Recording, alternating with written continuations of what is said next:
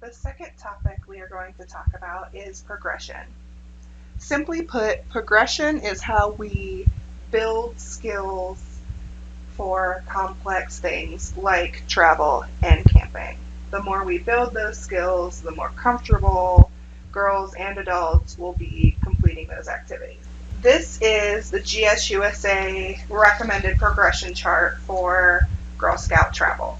So think of this like a set of stairs. You have to start at the very bottom of the stairs and slowly go up step by step. So this is building our skills and building our ability to do different types of travel.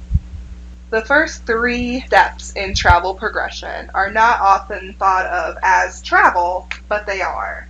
So the very first step, local field trips. So this could be going to the local fire department, going to an ice cream store during a meeting, anything like that. A day trip. So this could be somewhere, within the state. You're just going to drive over there, do an activity, come back. This could be a trip to the zoo, anything like that. And overnight. This could be one night camping at a state park. It could be camping in your backyard, an overnight stay at the zoo, anything like that. So regional trips is where we first see people thinking of, oh, this is travel. So regional trips are kind of anything in our geographic area that's kind of close, our kind of surrounding state, or even in the state. Then national trips, so anywhere in the continental United States. International trips, so the Canadian side of Niagara Falls, going to one of the world centers, going to Mexico, or even a cruise is considered international. And then our final step in the ladder is independent travel. For our purposes, independent travel looks most like our destination programs. So if you're interested in learning about destinations, we have webinars and information on that on our website, so please check that out. So we're going to go a little bit deeper dive into what progression is. So we break progression down into levels instead of stair steps. There's a couple things that we loop together. So level 1 and level 2, so those are your short local field trips and your all-day trips. Those 2 are pretty simple for troops to do on their own. They don't require any additional paperwork to council, but there is some paperwork that you'll need for your own safekeeping.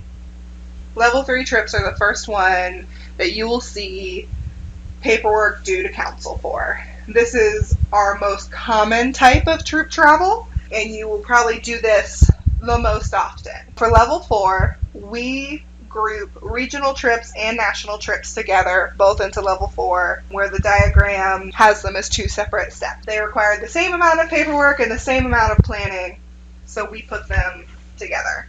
And then level 5 trips are those international trips. Paperwork-wise, both level 4 and level 5 contain 3 sets of paperwork, and we will go over them in detail a little bit.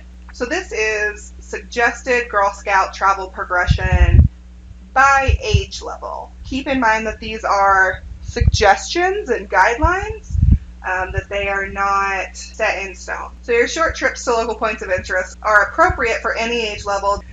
Your full day trips, so if you're going to be gone all day, those are more brownies through ambassadors. Your overnight trips or 2 nights or more trips, so you're looking at brownies through ambassadors again. Your extended overnight, so these are trips that are 3 or more nights, so they're looking at juniors through ambassadors. Your national trips, so cadets, seniors, and ambassadors. And then your international trips, cadets, seniors, and ambassadors. Do want to note for cadet that you really want to make sure that they have the proper Girl Scouts travel experience before traveling internationally.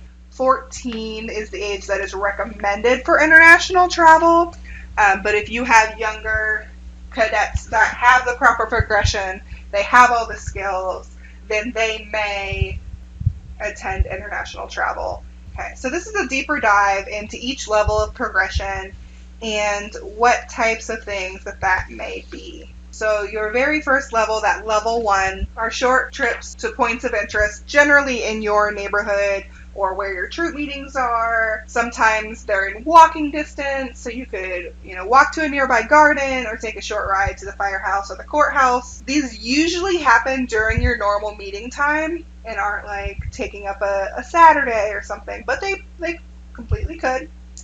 And when do you know that they are ready for this? So your troop should understand the buddy system, function as part of a group, and they should follow proper etiquette and safety when out in public. When we go to level 2, so these are your day-long trips. So these are usually historical or cultural points of interest or to a nearby city to visit something, to see a museum, to see the zoo, to go to the courthouse, anything like that. These tend to be outside of the regular meeting time just because they are an all-day trip. So this tends to be a weekend or, a holiday when they're off of school. And they are ready for a level 2 when they have successfully completed a couple of those level 1 trips and can follow all the things that they need to do for a level 1. Being able to use the buddy system, acting appropriately in public, and being safe. The next level we see is level 3. So these are our simple overnights. These are 1 or 2 nights still within the state of Ohio. This could be backyard camping, could be camping in a state park, could be a trip to, a nearby city or area. You could be staying in a hotel or a campground or anything like that. Again, these are our most common trips that we see. These are generally on a weekend, and you know that they are ready for a level 3 trip when they have successfully completed a few of the level 2 trips. See how we're building up that stair step. Level 4. These are what we start to call our extended trips. They could be 3 or more nights inside of the state of Ohio. They could be 1 night outside of the state of Ohio. Or they could be multiple nights outside of the state. So the second you cross state lines, you're now at a level 4. Or if you are doing more than 2 nights, it's considered a level 4. These trips are anywhere within the U.S. borders.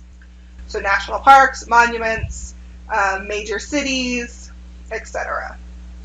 These tend to be school vacations. So spring break, summer, winter break. You don't see many of these trips happening, during the normal school year because they do tend to take more time. Depending on where you're going, it might take you a little longer to get there. Savannah, Georgia is definitely a very popular destination for these level 4s, and it's probably the most common one that we see because everybody wants to see, the birthplace of Girl Scouts. And you know that they are ready for a level 4 trip when they've completed a few of the level 3 trips. You should also be comfortable doing this. If you as a troop leader are not comfortable taking them out of the state, then maybe you should do a couple more in-state level 3 trips before progressing on to a level 4.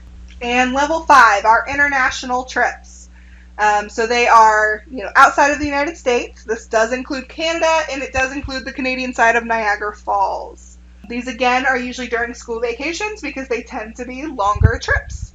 And you know that they are ready when they've completed 2 or 3 level 4 trips and you all feel ready and want to make the next step in the progression. Girls should show an interest in traveling abroad before you make the decision to do international travel. There is a lot involved with international travel that we will go into a little bit later.